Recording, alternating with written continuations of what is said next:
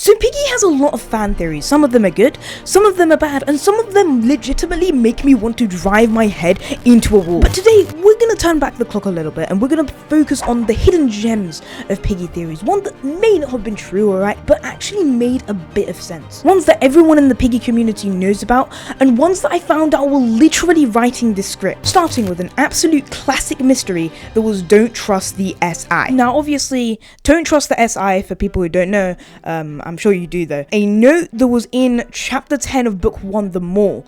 If you go in one of the rooms, it actually has this mysterious note that says don't trust the SI. I remember the entire Piggy community got so obsessed with this note. Now we know that this is don't trust the silver paw, obviously, because there are a lot of TSP notes on the map, and this was around the time where Minitoon and Ikeas would not stop putting the silver paw notes all around maps for some reason, I don't know. And obviously there were a lot of TSP notes around the mall as well, so it would make is obviously don't trust the silver paw, right? Now there are a few other theories that said like don't trust the sisters, but the one that I want to talk about today is the one that people theorize don't trust the signal. Now if you don't know, the signal that they're talking about is the signal from the book 2 trailer, the signal that actually leads us to the cure. And this actually makes sense because in chapter 11 they even talk about the signal being faulty and unstable. Obviously now we know it's Tio, but we didn't know Bear at the time. But I guess that kind of doesn't make sense because like how would they know of a signal even though like the infection only just began?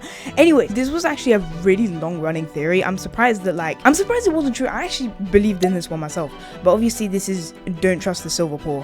Who wrote this note? Well, that's a theory for another time. Meanwhile, let's go into one that you probably have never even heard of in your life, and that is the underneath theory. Now, to understand this theory, we need to go back to like early Piggy YouTube. Like, forget about this. We need to go to 2021 and the time when Antics was still making Piggy videos. And now, for some context, there's a Netflix show out, I don't know if you know the name, called Stranger Things.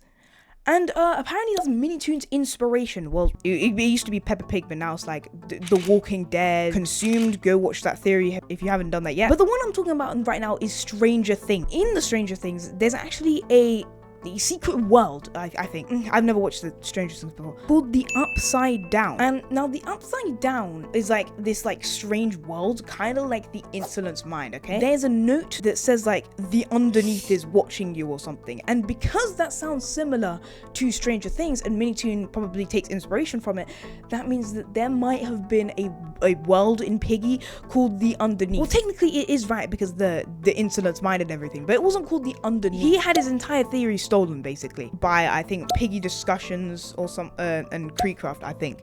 Kind of funny, but it's also crazy that you probably haven't heard of it. That is a pretty big brain theory. But the underneath theory, it kind of wasn't true, okay? But you know what was true? The fact that Pony gave Doggy the potion. Now, this was actually Creecraft's longest running theory, I think. This was actually made back in the store chapter when we figured out who the Silver Paw was.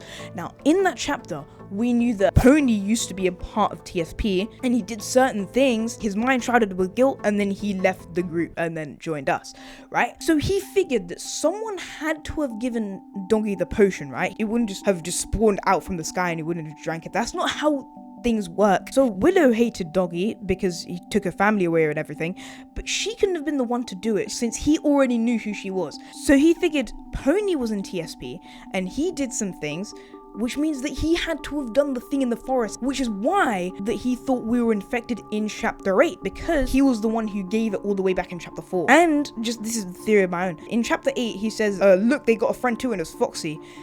Maybe Pony killed Foxy as well.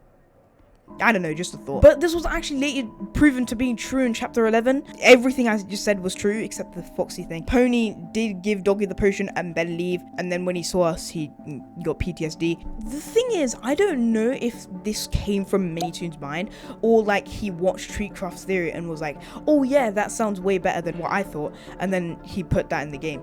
On to our next theory, which is also a Treecraft theory, which is the fact that Budgey was a filthy liar. Now in chapter 7, 8, and a bit of 9, we see Budgey, who was also a skin contest winner, but there were things that didn't quite add up with Captain Budgey's story, right?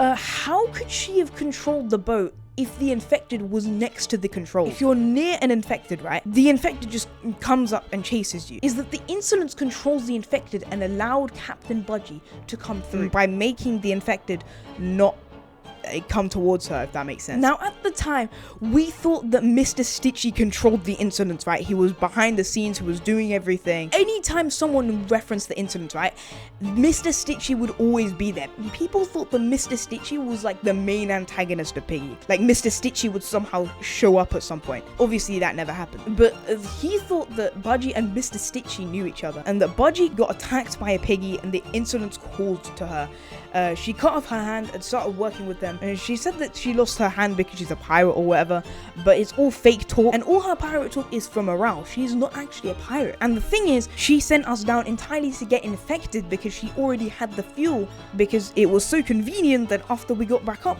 with the fuel, we had already arrived at that point. Which also explains the secret message in chapter 8. There was a secret message that said like her hand gone. People were thinking about Zizzy, which is a kind of bad theory, but it probably was for Budgey. Her hand is actually gone, and it is her boat, so it makes sense. The thing I'm kind of bummed about is that Budgey never actually appeared in any other chapters. We had all this lore, and then just like, oh well, thanks for getting on my boat, and then she just leaves. Kind of a big letdown for a character. Now, the Sentinels. You probably have never heard this theory before, but there was a theory, and basically everyone was trying to figure out who these Sentinel guys were, right? It was actually one of my planned theories. I was planning to do a theory on this.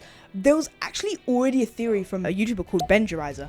He basically said that the colors of the Sentinels correspond to the emotions, like the feelings that the player was feeling at the time. Red was anger and danger, blue is depression, white is a sense of hope, black is power and mystery, and green is judgment, and purple is sensitivity as well. I forgot to add that in the video. And the examples he gives is Zizzy sees red and purple, which is she's angry about her sisters, and purple, which is sensitive because she loves her sisters, and the player sees white and black in the hidden ending because there's the sense of hope combined with mystery, right? And there's also seen in the Umbras as well for Tigre. He's going through a number of emotions. Now, I'm surprised we didn't actually give more credit to Benjerizer for this theory. This theory is only on like 10,000 views. He just casually dropped this bombshell of a Piggy theory and no one noticed, right? That theory should have actually caught on more. I'm actually really like that one. Now, the final Piggy theory, which is the fact that Piggy takes place in the UK. Now, hold your horses, but before you start aiming your guns at me, I'm just saying that this is before we knew that it took place in Avalia. We thought that it took place in like an actual world,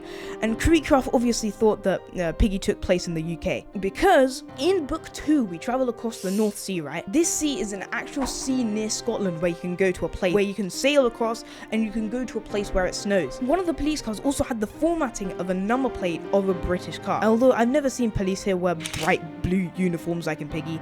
They all wear like black uniforms, but obviously it was revealed that Piggy takes place in Avalia. It's a fictional world, right? It's not actually in the real world, but there are elements of the Piggy storyline that actually have like bits of our world in, and that video is already up on the channel. Now, those are the Piggy fan theories that actually made sense. Now, don't get me wrong, there was a lot of really dumb theories, alright? But in the midst of all the dumb theories are some of the hidden gems in the Piggy community that probably not a lot of people have picked up on. So keep theorizing, keep creating, and I'm just yapping. I don't know how to end this video.